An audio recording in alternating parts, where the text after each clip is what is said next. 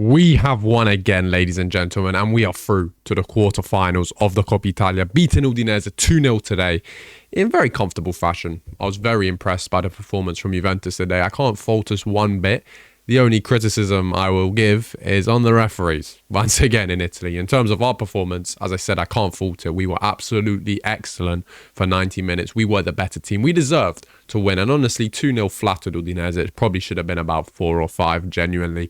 But as always, subscribe to the channel if you haven't already. We're so close to 20k subs. Hopefully, we can hit it by the end of the year. Yeah, unlikely, but I believe. Like the video if you enjoyed, share it with some friends, and comment below, as always, what you thought about the game, because I'm always curious to know what you guys made of it as well as me. And we're going to analyze it. On face value, as I said, we dominated the whole game. They didn't have a sniff. I can't really point out one good chance they had. Maybe the Zaniolo effort from about 30 yards out, but that was well wide. We dominated the ball, expected goals, total shots, big chances. It was all us. My only criticism comes here. This bit here, where our goal was chalked off for offside. Serie A. It wasn't even a Serie A, it was a Coppa Italia game today. FIGC, the Federazione. Can you please employ better referees in Italy? I don't understand. How can you make an error like this? It doesn't make sense. It's harder to get this wrong than right. Now, in real time, it looked offside to me. Jonathan David, goal. He shot from here. Beautiful finish on the near post, by the way. Ridiculous finish. But it looked offside. Then they show on TV. They use this guy. This is the last defender they use in the VAR room. So as soon as I see it, I'm thinking, yeah, it's offside. Nothing really to complain about. It's a shame. It was a great finish, but it's offside. At halftime, I go on my phone. I go on Juventus' Instagram because I always see what people are saying at halftime and full-time in the comments. Everyone's commenting, free David, not free David, but like free David from the shackles of the Federazione. Give David his goal. He deserves his goal. I'm thinking, what? Like, I saw it. He was off. The images showed it. Then I go on Twitter and I see this picture here. They used the wrong defender. They used the wrong last man. And I'm thinking, this is the most Italian referee thing ever. Only in Italy, with the amount of technology nowadays in football, the amount of camera angles, can someone on Twitter pull the correct image, but someone in the VAR room can't use the correct image. Only in Italy does this kind of stuff happen. And I'm thinking, hey, this is impossible. How is this real life? They've used this defender instead of this one, the one circled in red. That was the last defender. And as you can see, as Miretti plays the ball into David, he is onside and the goal should have stood. And it should have been a David goal. And it was a beautiful finish from Jonathan David. But it's just, it gets to the point where it's undefendable. It's like mistakes like this, they shouldn't exist in football. With VAR, VAR is supposed to be correcting errors for the better or for the worse, right? If the correct decision is made on the field or the incorrect decision is made and it should be correct, they adjust it. And if the incorrect decision was made and it should, no, if the correct decision, no, if the incorrect decision is made on the field, the VAR is there to adjust it. And if they gave a decision but it was actually incorrect, the VAR is there to overturn it. That's what I'm trying to say. But come on, guys.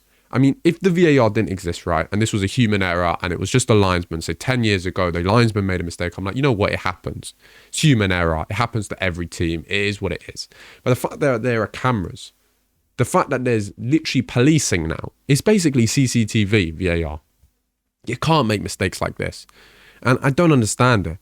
I don't know if they didn't have the camera angles. I don't know if it was a human error in the VAR, but it's not good enough. It's not good enough. And luckily, it didn't cost us today.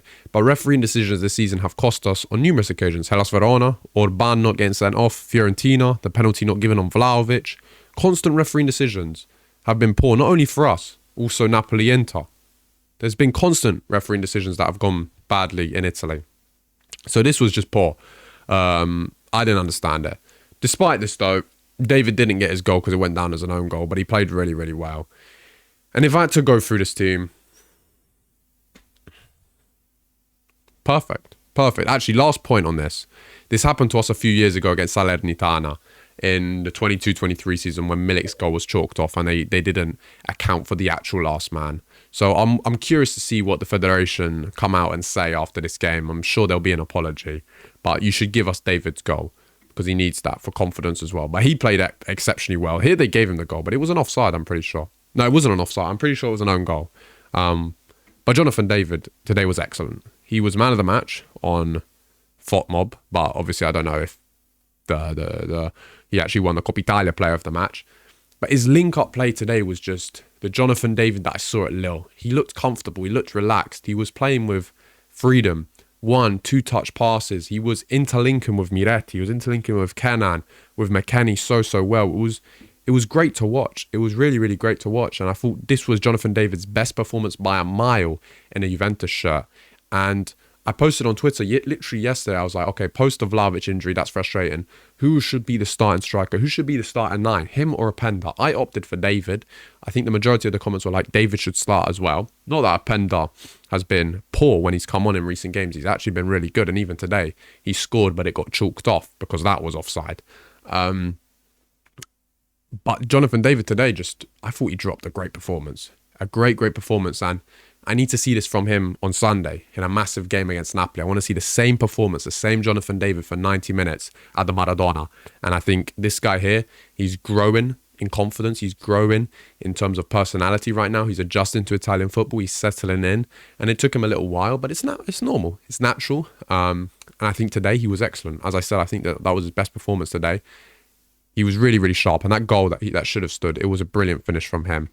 In terms of the defence, again, we looked pretty solid. They didn't really cause us any problems, so I don't think we had any troubles at the back. Di Gregorio came back in goal for Perin today.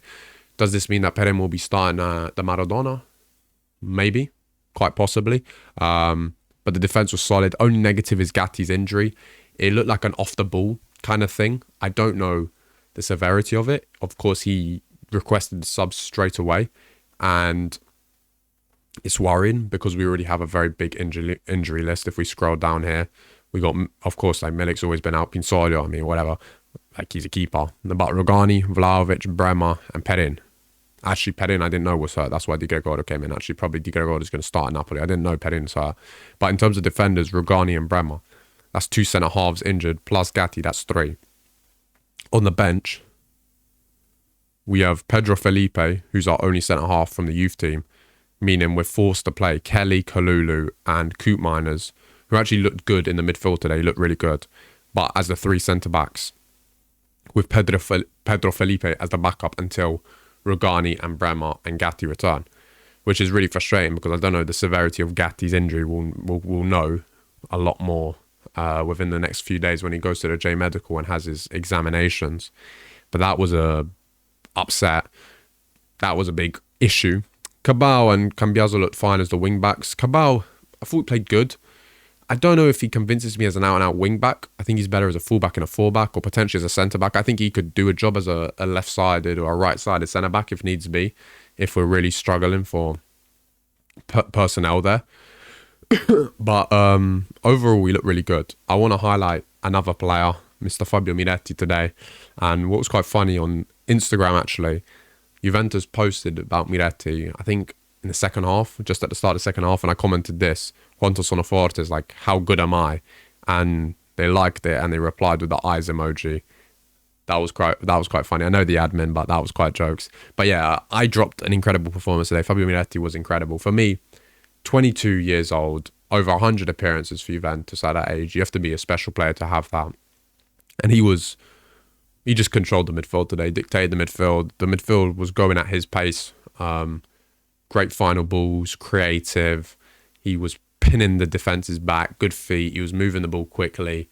He's matured so much, I think, and his decision-making in the final third was something that I think he really needed to work on when he went out on loan at Genoa, and he's come back and he's improved so much in that regard. So I'm looking at a starter here. I think Miretti should be starting every single game for Juventus, whether that be in a 2-man midfield, a 3-man midfield, I don't really care. I think Fabio's one of the first players on the team sheet for me personally. Thuram struggled with physicality issues this season anyway, so he's up and down sometimes, Locatelli as well, but Miretti for me is an advanced 8.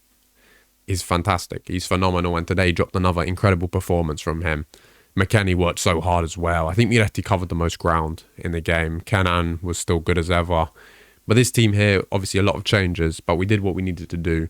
We beat Udinese, and now let's have a look what it's looking like.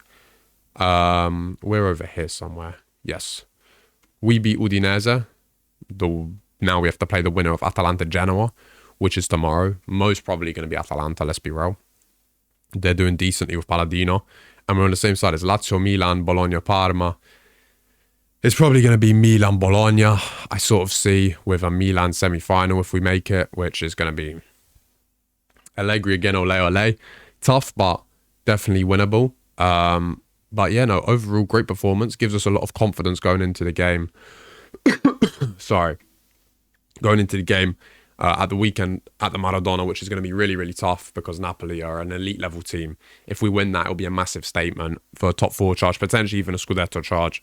But yeah, professional win. We did what we needed to do. Let me know in the comment section what you thought about the game. Like the video if you enjoyed, share it with some friends, subscribe to the channel if you haven't already, and I'll see you in the next one.